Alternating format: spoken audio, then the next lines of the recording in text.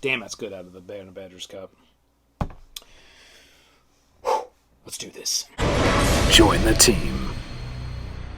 Hey team, theMCGuiRE, and today we're going to take a look at some Starfinder stuff from Paizo. Today we're going to take a look at some Starfinder stuff from Paizo.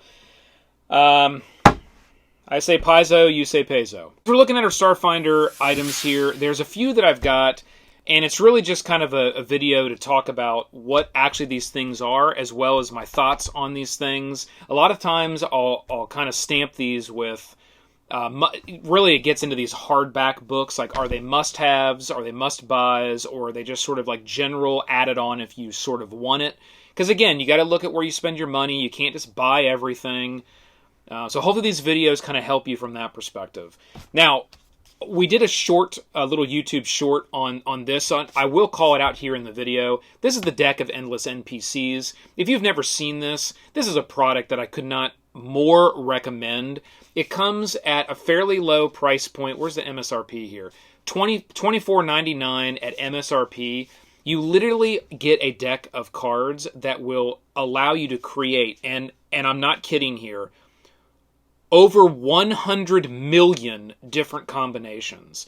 And it's basically system agnostic. You get the artwork for the character, you create the NPC, it gives you these little cards to like put in randomly that give the NPC's agenda, their personality, and that's really all that you build out on these.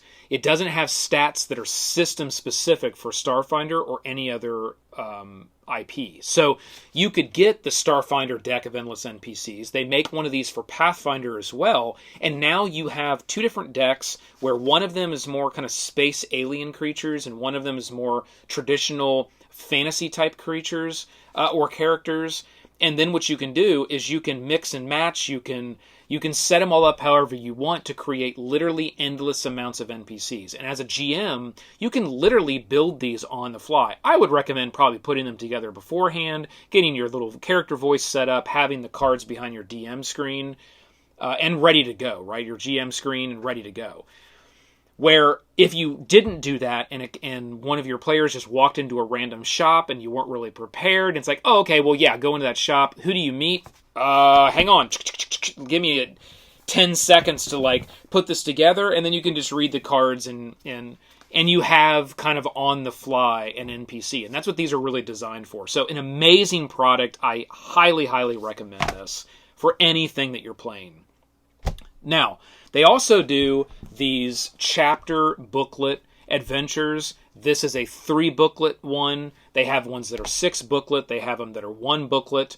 They also have the bigger hardback books like this. Okay, so there's a lot of different options that are available. As I said in my Pathfinder video I just did recently where I looked at this content, I think once these get up to like 6 books, I think it would be better just to make a hardback GM adventure campaign setting, because then you've got everything. Yes, obviously you have to wait a little bit longer probably before you can get the whole thing out, but then you've got one book with everything and you can see and plan out the whole thing versus having to go as a GM booklet by booklet by booklet. There may be things you might want to do earlier in the adventure that affects what happens in this very last one that you might not have your hands on yet, because these do get delivered one at a time. They don't send you all 3 of them at once.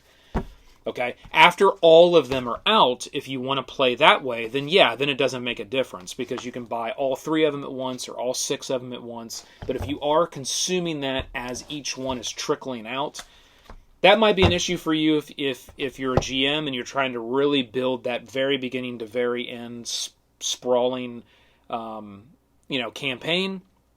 Maybe it is, maybe it isn't. Just kind of a review piece there, just a little bit of feedback. Now, in Drift Hackers, this one's a cool one. Obviously, in Starfinder, you're going to get the tech, the space, the alien. That's what it's kind of all about. But this Drift Hackers is a really cool one, especially if you're a techie kind of person.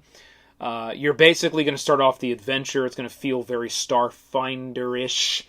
From something happens, you're digging into like machinery to try to fix it. You then unravel this whole we'll say, tech cultist type thing. You get to interact with robotic type enemies, and then it ends in this great adventure where you basically go Tron style and inject yourself into the code and become a digital avatar. It really doesn't get any cooler than that from a technology sci-fi perspective. So I highly recommend Drift Hackers if you're looking for something like that, especially if you're a technology type person as your profession. You're going to love this adventure, okay? That's awesome. And then we have the brand new hardback Starfinder Ports of Call. This is what I would consider like a campaign setting.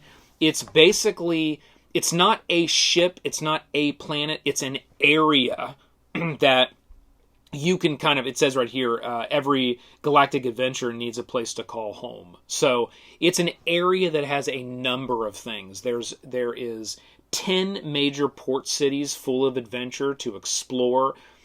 There's a massive amount of like downtime type stuff, like roleplay type stuff that you can do that's built in here that I think is great within Starfinder as well. You generally will get a lot of this just like hopping from adventure to adventure and fight to fight and battle to battle when it comes to Starfinder.